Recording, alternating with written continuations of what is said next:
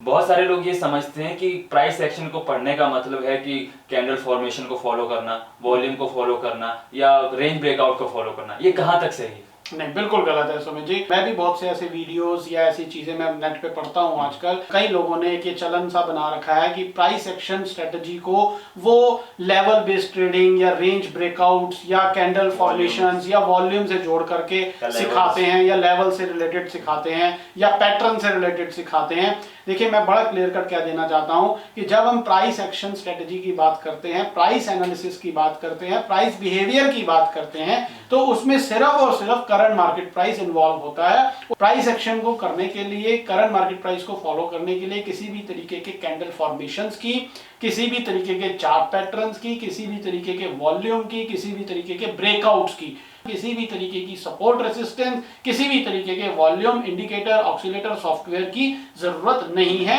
हमें सिर्फ और सिर्फ करंट मार्केट प्राइस को ही फॉलो करना है। तो इस चीज का एक ध्यान रखिए कि प्राइस एक्शन के नाम पर मार्केट में बहुत से लोग सपोर्ट रेसिस्टेंस को फॉलो करना, इंडिकेटर्स को फॉलो करना, लेवल्स को फॉलो करना, डबल टॉप डबल बॉटम को फॉलो करना, ये सब पढ़ाया जा रहा है। तो थोड़ा सा ऐसे लोगों से बच करके रहिए। आप सिर्फ और सिर्फ करंट मार्केट प्राइस को फॉलो कीजिए। करंट मार्केट प्राइस आपको सब कुछ बताएगा। प्राइस एक्शन का क्लियर कट सिर्फ एक ही मतलब है, करंट मार्केट प्राइस को फॉलो करना।